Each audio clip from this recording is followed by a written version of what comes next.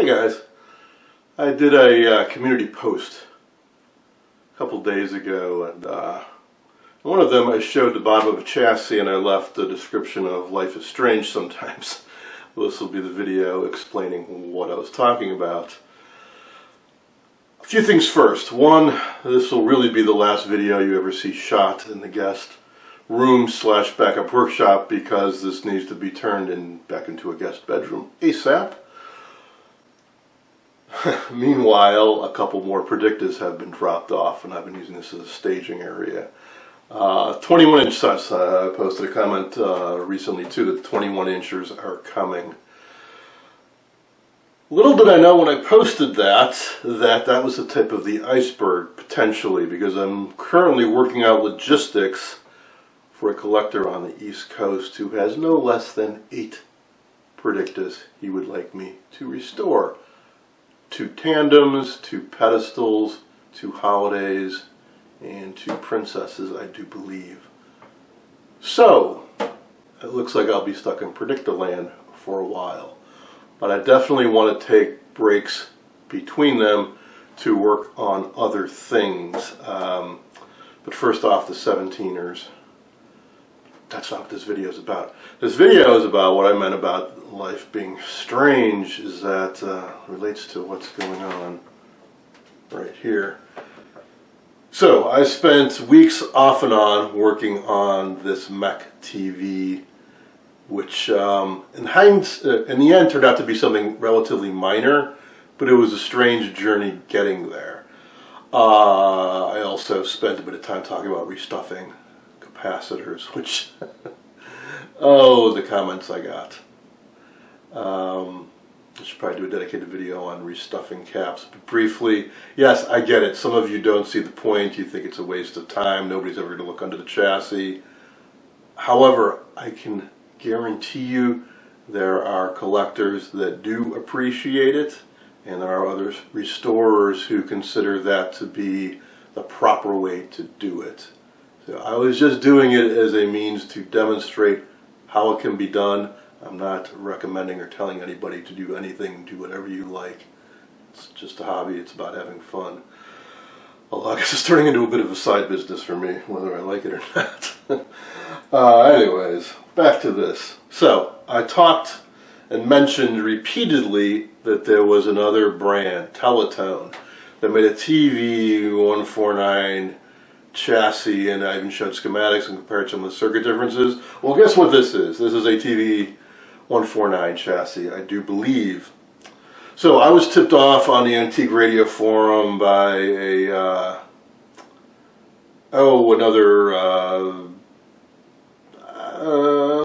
he's a bit of a wheeler and a dealer. I know him from Radio Fest. I think he was featured in several of my videos when I did a walk around video. Jim is his name. He's tipped me off to some good finds over the years, and this was another one. A gentleman in northwest Indiana was looking to downsize because I believe he said his kids would just throw the stuff away. And that's not the first time I've heard that. So I was obliged to help him out in exchange for a little bit of money. And he seemed to appreciate the fact that I was a Chicagoan, because some of you have mentioned about my accent once or twice. Trust me, compared to a real Chicagoan, I have nothing. I'm nothing on them. I mean, he was dyed-in-the-wool Southside Chicagoan with D's, Dems, and Does, and the Bears, and all that. Anyways, so we had a good time chatting. I picked up the stuff a couple days ago. Well, included in that was just this chassis. I do not have the cabinet for it. However, it looks to be very complete. It's only had a minimal amount of work done, some old repairs done very back in the day. So what I propose doing is the opposite of what I did on the mech, is to do a super quick recap. I'll kind of show you the opposite way of doing it, which is just a real quick J-hook, tacking caps here and there in parallel if we need to, and just to get this thing running because I want to compare performance with doing as little as possible to get it working, at least stable enough to get an image. Because I want to see, does this have any of the same issues? Does it perform better? Was the issue really just that filament transformer and rotating it? Because this does not have the filament transformer. Otherwise, it's pretty darn similar. This will also probably be one of the last times I use this cheapo $5 garage sale tripod, because it's falling apart. So let's go hands-free. Yeah, here's a couple of the Predictas that are awaiting. I'll do a batch of 21s after the 17s.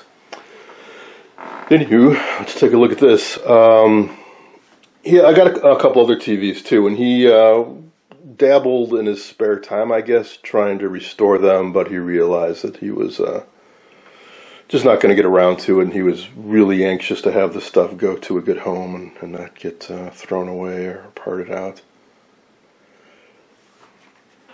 So really the only difference from the top side, the tube layout is identical, speakers on this side. Whereas if you recall in this set, it's on this side and they ran wires over the top of the CRT. But as I suspected, this is originally, or at least in some variations of both Mech and TeleTone, it's mounted on this side. The other big difference being the tuner. It's a totally different tuner. No filament transformer, and it's just a completely different mechanism inside. The tube lineup's a little bit different. Everything else is, this tube lineup is completely the same. Power supply, basically the same. High voltage supply, the same. Neat box though. Yeah, this is nifty. the Mech, it was just painted flat black all around. This, it's a little unfortunate it wore off, but it says danger high voltage. 12SN7, they were thoughtful enough to drill a bunch of little holes for ventilation above it and put one B3G for the high voltage rectifier. Disconnect before something. Well, that's neat. Give you some ideas. Ooh, hey, these are some original tubes. I don't think I've ever seen a TeleTone cursive scripted tube before. Now the downside is that if this is accurate, fair, weak. 12SN7s. I'm running a bit low on them. These sets, this set has 5 of them in it, so yeah, you can imagine if you have to replace them while you go through them fast. TeleTone. Bunch of these have been replaced, but there are some, quite a few still. These 686s are TeleTone. All right, let's take a little peek underneath. I'm not too concerned about having the chassis on top of this one. It needs to get re-veneered and refinished, and 2, I'm using all the surface info I had printed out while restoring the Mech as a bit of padding. So here we go. If you watched any of those Mech videos, you're probably very, very familiar with this layout. I sure am. Selenium rectifier, filter choke, several filter caps tacked in underneath. So that's a little different. In the TeleTone, there was did have an 18 ohm power resistor, but it was just a discrete one mounted and kind of floating in free air, whereas this is chassis mount, which is better for heat sinking. This does not have that hacked in filament dropper down here. It just has the one up here, as we talked about while doing the Mech, is that there was no reason to have that extra filament dropper. They added it for some reason that I cannot fathom. The audio looks to be exactly the same, so I'm curious to see if this has hum or is super sensitive with this really basic, just grid leak type biasing of a 10 meg resistor to ground on the grid and just a coupling cap to the wiper on the volume control. If you're calling the Mech, I would just bring anything near it and it would just really pick up the hum. So I ended up re-engineering it. This looks to be all original. There are at least a couple, I think all of these may have been replaced, and it's curious because they're Motorola caps. So I would imagine, if they are replacements, that might have been just scavenged from a VT71 or similar Motorola set. The soldering job's kind of neat, though. It's not obvious that somebody like clipped out the old caps and tacked in new ones. I mean, it's not impossible that TeleTone could have sourced some caps from Motorola, I suppose. Otherwise, yeah, I don't see any repairs or replacements. Cool. So I'm hoping that I can just clip, and tack, and put in some new caps and try turning it on and see what happens. But that's not what the rest of this video is going to be about. The rest of this video is going to be about going through the stuff I picked up. It may end up being kind of a long video, so I may break it up into parts. We'll see how it goes. But this is the first item, TeleTone TV-149 chassis. Before I cut away, let's take a look at the back. So I noticed that it has a bit of a fiber board here with labels on the controls that the mech did not. And I wonder, is that the handwritten serial number? I mean, TeleTone may be more common, but TeleTone by no means was a huge manufacturer, so they probably didn't make a whole lot of these either. Another little vent on the back.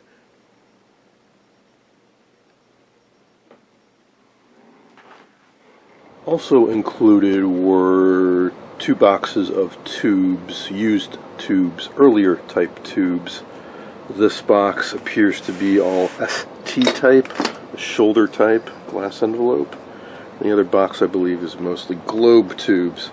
I just briefly looked at these and I saw a bunch of rectifiers, some output tubes, some intermediate type tubes. So let's just quickly run through these, see what we have. There's a type 80. I hope that's good. That's used in a lot of early radios. Don't see a marking on this. It's probably a type 80. Although it is larger, it's beefier, so maybe it's something a little bit more impressive specs. There's another larger one. 5Z3, I think. So this might also be a 5Z3. I think that has a little bit more current capability than a type 80. Here's another larger one, also a 5Z3. I don't think I have anything that takes them, but you never know what I'll run into. And of course, I'm assuming they're good. Some of them do have stickers. Does that say poor? Does that say good? Does that say something else? Pool, I don't know. I do know it says type 71A, which is an early type audio output tube. There's a 24A. Played around with a bunch of these while restoring a Philco 90 recently. That's an early type of, typically used in the IF, and that's the grid connection up top. I think it's a pentode. It's type 43. Another early type output. You can always tell the earlier tubes, by the way, because of the bases. They're not octals. They don't have a key in the middle. They either have 4, 5, 6, or 7 pins. This one has 6. I believe it's a beam power pentode. Here's a 45. That is a power output triode. You only have 4 pins. Filament, which is also a cathode, grid, and plate. That's all you get. That's all you need. Nice to have. A lot of early radios use those, and they're prized for their audio characteristics. There's a nice early 80 RCA Cunningham Radiotron. Let's see, another 43, an Aristocrat.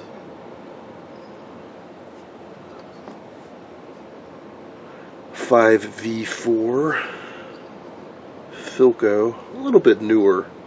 It's got an octal base on it. And this type of printing where it says renewing, when renewing it's just on a genuine Philco tube, they use that a little bit later. By later I mean maybe 40s. Here's a type 42, another Aristocrat. There were, the further back in time you go, the more tube manufacturers there were. Especially you get into the 20s, there were hundreds and hundreds, lots of obscure, weird names. We'll probably see some when we look at the globe tubes.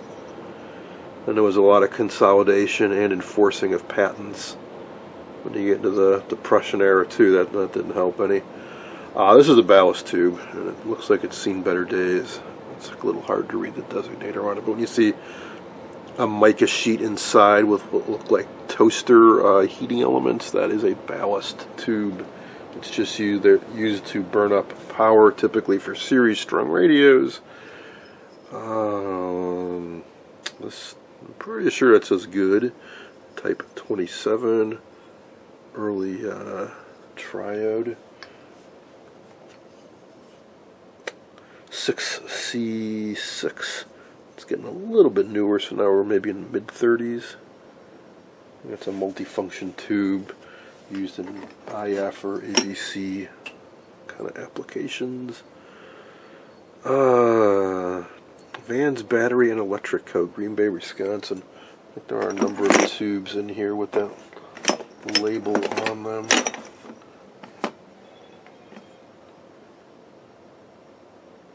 There's another ballast tube, an L49B. Also looks like it's seen better days because there's some bits of stuff floating around inside there. Those things will get pretty toasty. Back to this one. Can't read the designator. It was inside this circle up here, and it's just too worn away. There are tricks. Breathe on it. Get a little skin grease on there. Kind of catch the light at the right angle. And I still can't make it out. Well, if you're ever doing kind of a tube that you just can't figure out all the tricks, you put it in the freezer is another trick, and get some fog on it. Take a photo of it, post it on the Antique Radio Forum under the tubes and parts area. I had this one almost every day where somebody says, "Can you please help identify this tube?" And this is a 76, by the way. It's astounding the knowledge out there. There are lots of guys, they would just see this photo and they would tell you it was a Type 76 just because they recognize the internal structure. Let's see, 25Z5, I think there's a bunch of those in here. It's an early type of dual diode rectifier with I believe it has a floating cathode. That's why there's so many pins on it.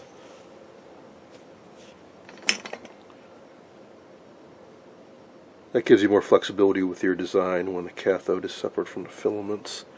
Another Aristocrat 6C6.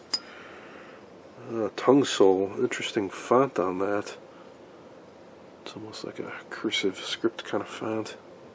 Cool, I don't think I've ever seen that before. And it's a Type 58.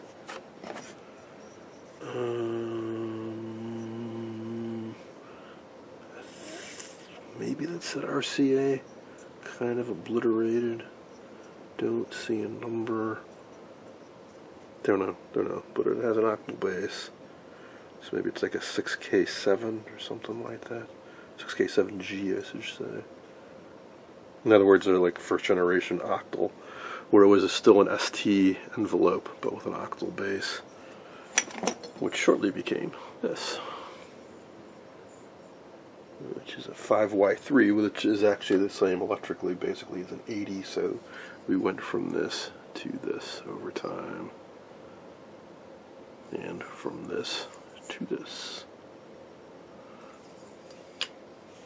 Why? Generate lower manufacturing costs and increase durability of the tube.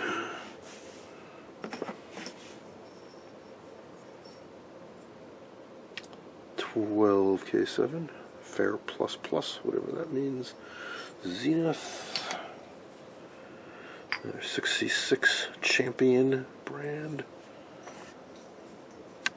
Sylvania 6L7. I suppose I'll just have to buckle down and test all these and weed out the bad ones. It's a 55 with the, the grid cap broke off, kind of a drag. I don't think I've ever seen a 55 before. It's an Arcturus, I'm not sure what one is. I'll have to look that up. Plate structure inside looks a little weird. I'm gonna guess that this is a multifunction tube. maybe a triode and 2 diodes, with the triodes at the top and there's a couple diodes down at the base.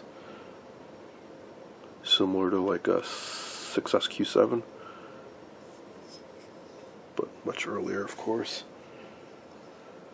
Type 75, which is also, yes, 75 is also a triode dual diode. Why do you want that? Simple. It's detector and AVC diode and first triode for the audio amp. Saves your tube count. Combine the functionality. 25 Wi-Fi. I don't think I've seen one of these before either. 25 Z5, that I'm familiar with. 6C6 Super Silvertone with the label from Sears Roebuck and Company, data purchase not filled in.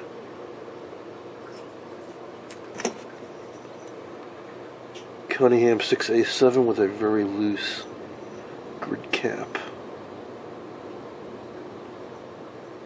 I do believe RCA bought Cunningham, and that's why you see a lot of tubes labeled with both. An Aristocrat 25Z5. I'm not sure what happened to Aristocrat. If they were bought out or went out of business. Champion 25Z5. There's just a pure Cunningham, no RCA, with a question mark. Not sure what that is. That'll be a little bit tough to check the internal structure because it has an internal spray coating, so you can't see the internal structure. As does this, which apparently also doesn't have a tube designator on it, but it's tongue saw. Huh, I've never seen one of these labels before. It says Sylvania radio tubes, and that's the early Sylvania S. They would put like a green leaf sticker on their tubes. But it's a tungsol tube. Two different companies. Raytheon 25Z5. Aristocrat 6F6. It's a audio output tube. It's the same as a 42 with a different base. 25Z5, and finally RCA Victor 25Z5. Nice early logo with the dog and the gramophone.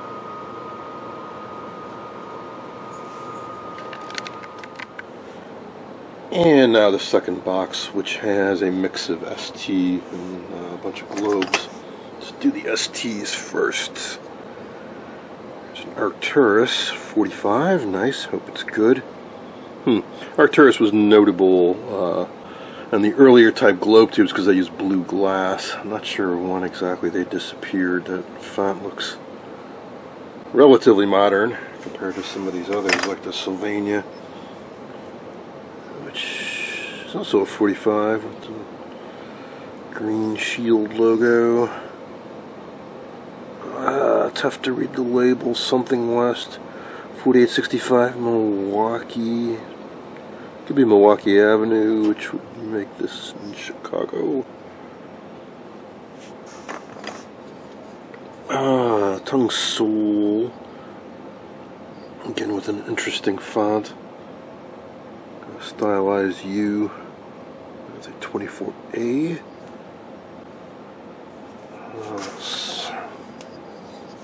Sylvania Type 27 with a nice leaf logo. All those little things like the font, the logo, the styling, the color, that can help you really date the manufacturing time very accurately.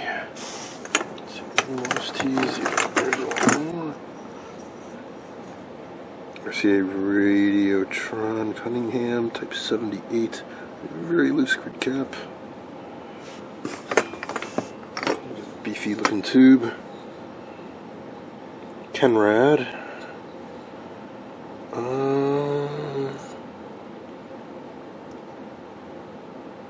2A3. Hey.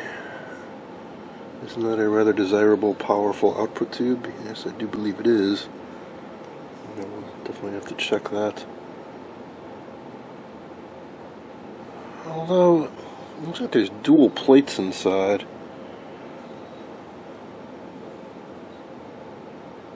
That deserves a closer look. So I know, depending on the internal structure of the tube, they can be worth different amounts to collectors or audiophiles. Let's see. This is another Type 45, the RCA Cunningham Radiotron. Nice. If you're wondering why did they go from globe to ST, well, one of the reasons that you can see rather clearly here. Notice there is a mica cutout with 4 sides to it. Those press up against this glass and helps keep all the tube structures intact. These don't have it. If you whack these, if you drop these, all the internal structures can easily bend over to the side. This makes them more secure and rugged. So, as cool as the globe tubes look, the STs are actually more robust and reliable. Oh, let's see, I think we got a bunch of 24As here. Yep, Kenrad, Tung Sol. Yeah, it's 24A. Well, after a while, you get to look at these. You can tell them pretty easily. 24As, they're fat, and they've got the screen grid around the top. It's very distinctive. I bet this is the globe version of, yep, 24A. So notice is basically all this stuff inside is just supported by some stiff wire coming up from the base, and I suppose a little bit by that grid wire coming up here, but I doubt that really adds really any support to it. So I've definitely seen some where the internal structures are way over to the side, and yeah, you could whack it the opposite way and straighten them out, but you're also kind of knocking around fine delicate structures inside the tube, so your mileage may vary if you try doing that. Yeah, another 24A. Alright, that might be it for that first. And that is a 42, which is a type of output tube. Alright, let's one more ST. Let's see, 26 scratched into the base. Gold Blatt Bond. Yeah, you can see the 26 up here. I have never heard of a gold Blatt Bond tube before. Alright, let's do some globes. 345. That is a Type 45. I really hope that's good.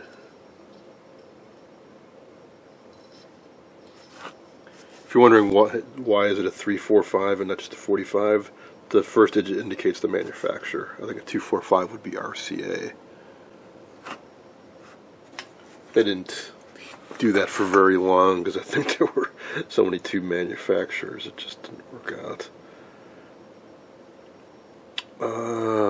This looks like it got knocked to the side a little bit. It's also a 45, although it's an ER 245 ever ready. I thought 2 was RCA, but it could be wrong about that. I don't know what the ER means. Well, yeah, I guess it's short for ever ready. Huh? Or ever ready Raytheon, probably ER.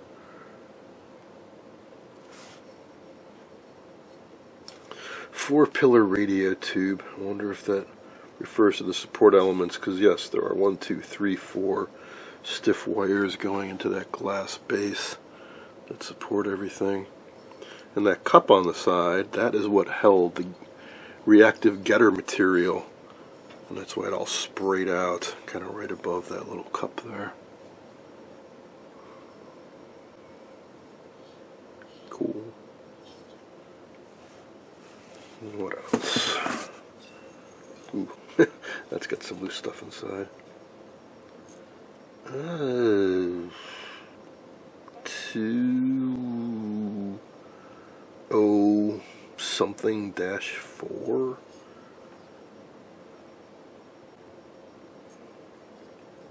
It's probably it might have been either a 200 or a 201. early tube. You can drop off the 2, so it's like a 01A, I think, or a 00A. Some of the earlier mass-produced tubes, in other words. There's also a 201A. No manufacturer on base. I don't think I have anything that uses tubes that early. Cunningham 327, aka just a Type 27.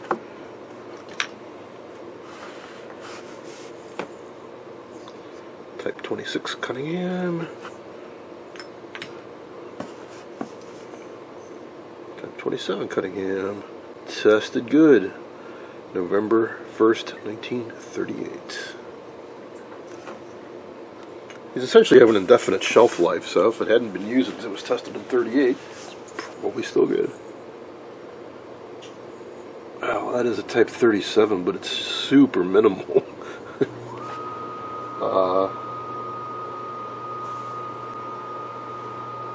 In other words, look how small the glass envelope is on it. And even the height of the base material. It's like they were trying to use as little material as possible to make the tube as inexpensively as possible. Boy, even these pins feel cheap. It's probably a Depression era tube. Weird. I've never seen anything quite like that before. No maker on the base. It's light.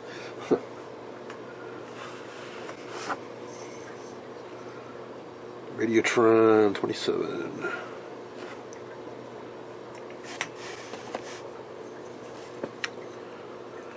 Type 01A, no manufacturer.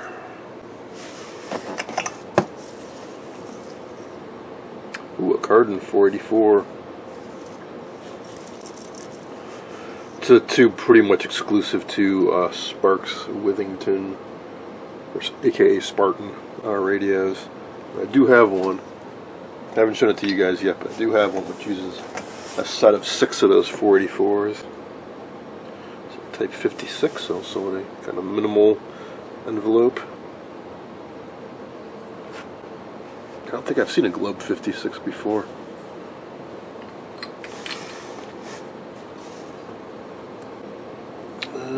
Aristocrat. ST, I don't see a designator on it. It's a little too skinny for a 24A, so I'm not quite sure what that is.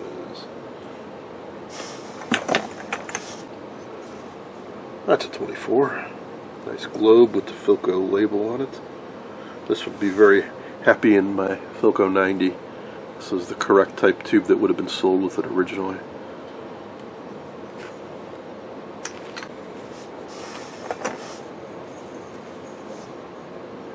Cunningham 26.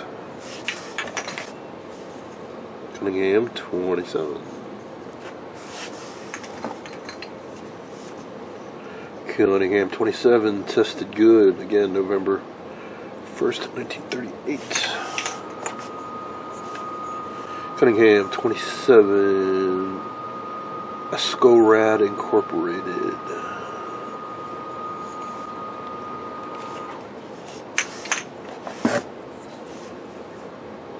Another 56, Radiotron.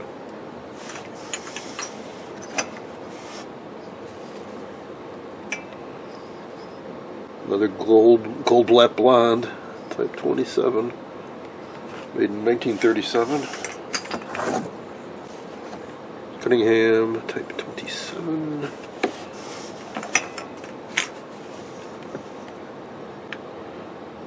That is a National Products, Type 01A. Those would have, the 01As would have been used in battery operated sets. Typically, another 56. A 36. UI, I believe if you see that, a UI or UX, a pretty good indicator it's RCA.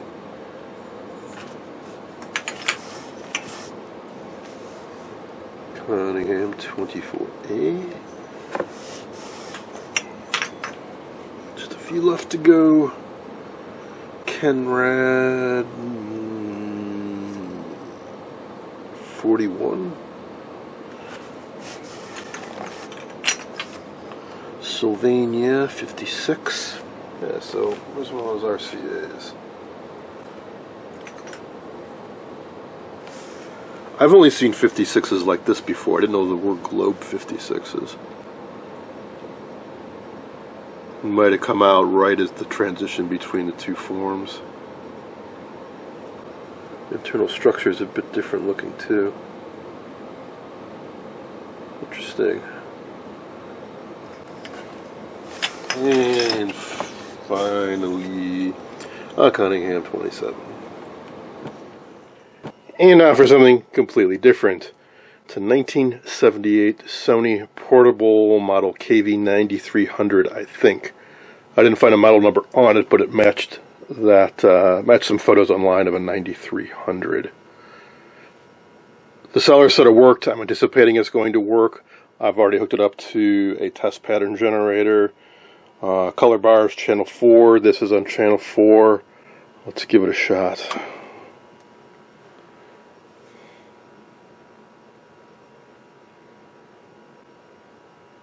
Hey, how about that?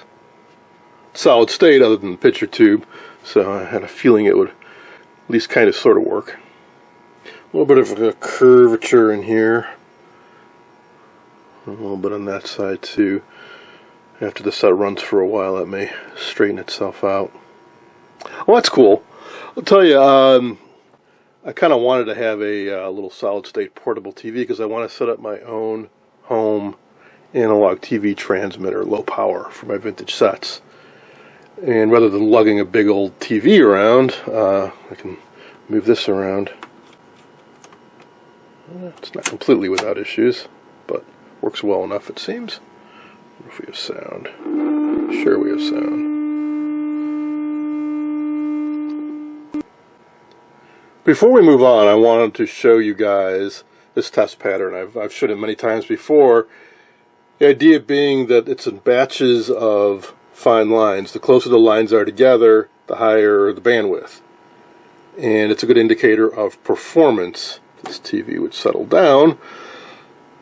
Well, here is a relatively modern, solid-state, decent quality TV.